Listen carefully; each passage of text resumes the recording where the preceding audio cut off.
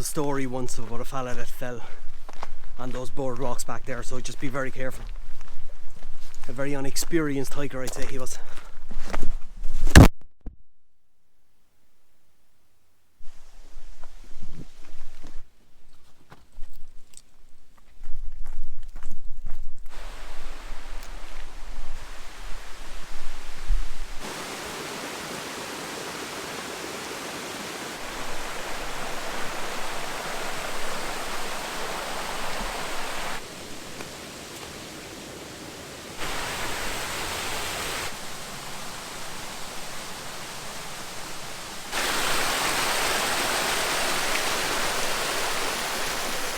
You'll see in the river here behind me, so some rivers look rusty. So that's iron oxidizing bacteria. It's a harmful or harmless bacteria which feeds off iron that's in the area, that's in the rocks. That's what gives it the rusty coloured look.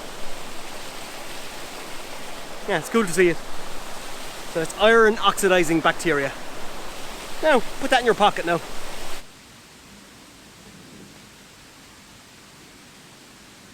Just coming over the Crag River Bridge that was fixed up by the 12 O'Clock Hills Heritage Committee in 2016, so it's very well done. It's a beautiful little bridge. It's good to restore those things, they'll just be left to waste otherwise. It's blue skies now, but by God there's some amount of rain in the distance, so I'll be wet gearing it for a lot of this. So it's a 13-kilometre hike. Oh, I love it, and it's just another one for Freya to get used to.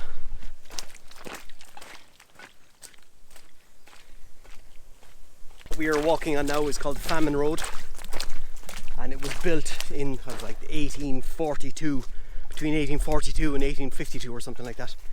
But the Famine Road was built by a local landlord called David Wilson, and it was created to link up all the smaller towns to make it easier access during the famine.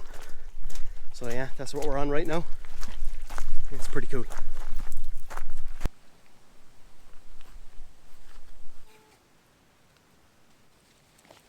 No, relax.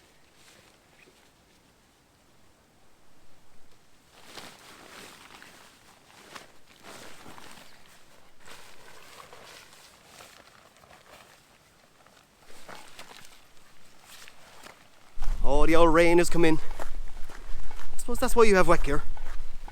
And that's why the dog has wet gear. And we all have wet gear. I think this will make a lot of people happy. People just love when it's raining and I'm hiking. Oh yes. The joys of it. Again, I love hiking in the rain. And she's not getting wet, so happy days. So you get out into nature to kind of settle your mind and settle the soul. Well, I have a spoon loose inside in a cup in my bag. It's really pissing me off. But I'm too lazy to stop. I just don't want to take my bag off to get it. I'll be having a cup of tea at the top anyway, so. Oh, the weather looks better now. Come on, this way.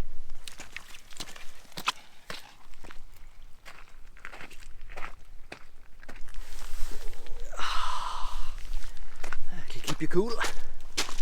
The benefits of having a shaved head. It's like a solar panel. So I've been playing around with the idea of trail runners for hiking, not for running.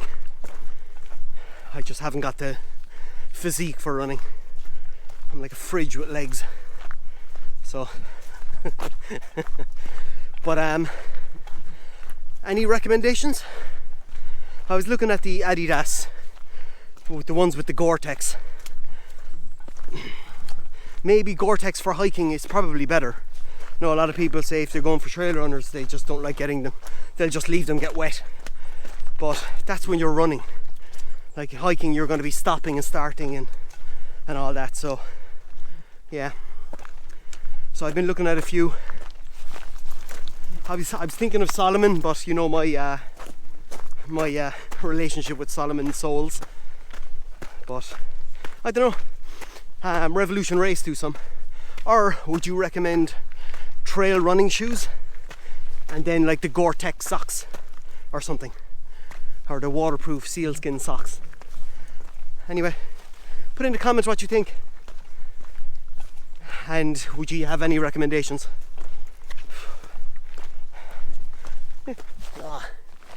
I am getting eaten alive by horseflies. Oh, come on, please say I brought it. I'm feeling something anyway. Woo! Yeah. There's some for you as well.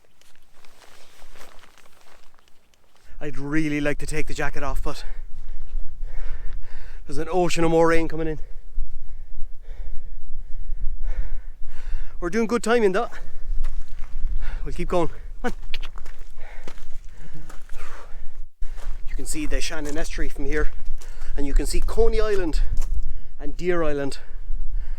This is when I wished I had a bigger camera that I could zoom properly. But yeah, you can see them in the distance. Ah, my good friends Quilta, taking care of the environment.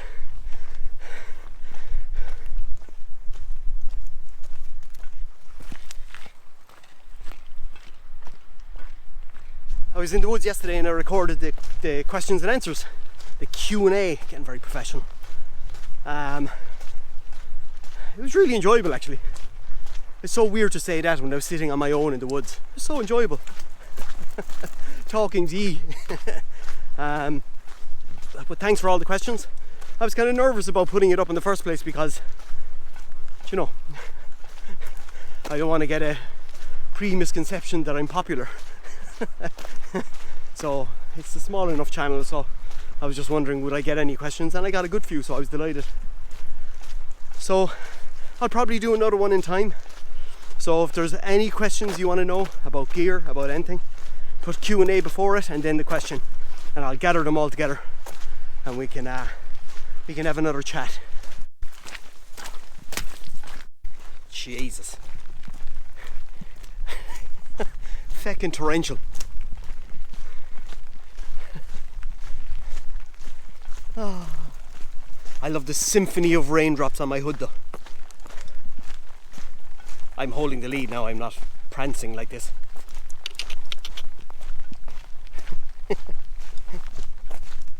Pure giddy today, sorry. I really am.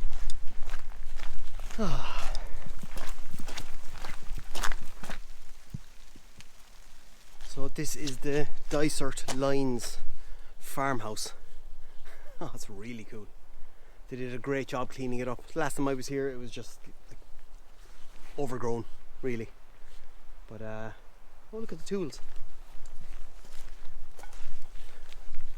Wow. Look at that. The old enamel bowl. It reminds me of, every time I see an enamel bowl like that, it reminds me of Scouts.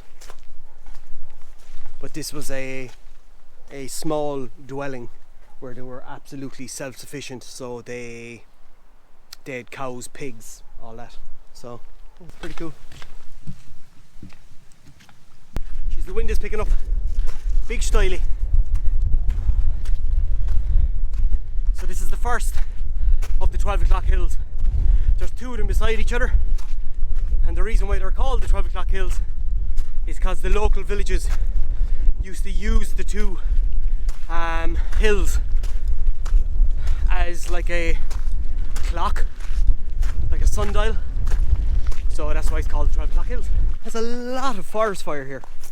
I saw it a good bit back and I just thought it was like the way they burn gorse sometimes and stuff like that, but this is big. A lot of trees are burnt, so I don't know what the hell is going on. And you can still smell the burn, smell the soot.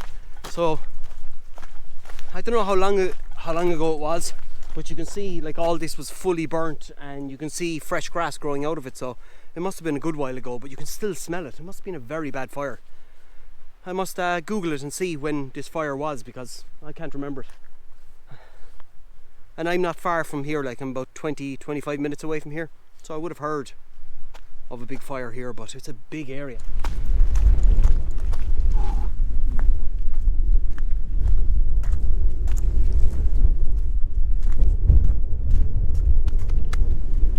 Where's the sundial gone? There was like a sundial up here, and it was pointing to all the different mountains and showing what direction they're going. Oh, that's a pity. Unless they took it to fix it. Ah, it's a pity. There's rain everywhere. You can see over here, you have Keeper Hill, and then you have Mylossa. You can walk to Mylossa from here if you just keep going. So, yeah. All right. Will I chance a cuppa here?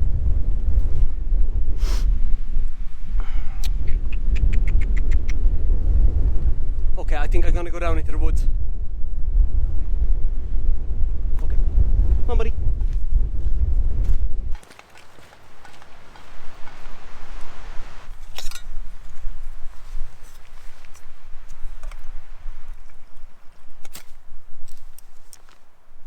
Yeah, I think from now on I need to bring 2 mats to sit on. All right.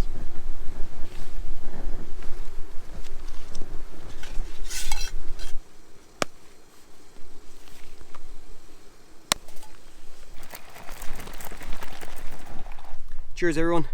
Cheers.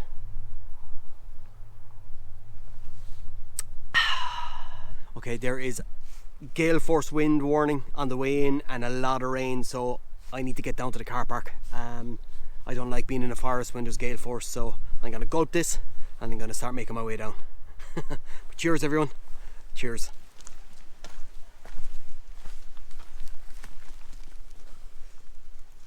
Here's another dwelling. It's Mary Ann's cottage,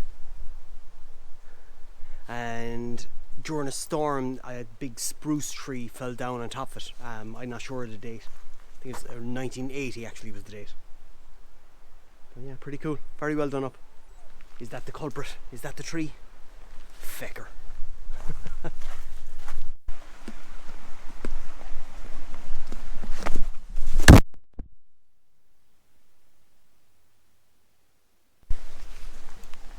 Jesus, they weren't lying when they said slippery boardwalk. What a hopper. I'm alright though.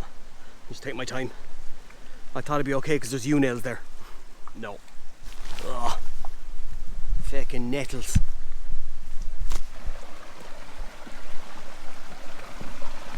I've seen some people fall there now. Not me. I'm like a mountain goat, I am. Mountain goat.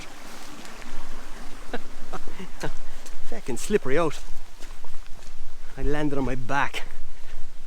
On my bag. So I wonder if anything's bent inside there.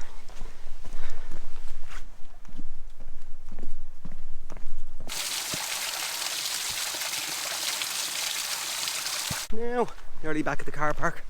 Uninjured. There was a story once about a fella that fell on those boardwalks back there, so just be very careful. A very unexperienced hiker, I'd say he was.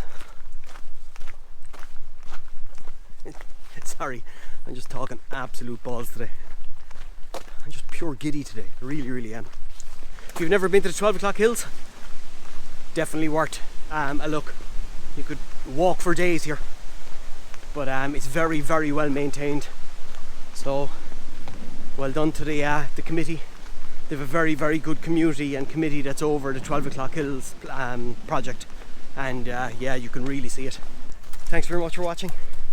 Please hit the like button, and thanks for the support as always, and stay safe out there. We'll talk to you in the next one. Bye.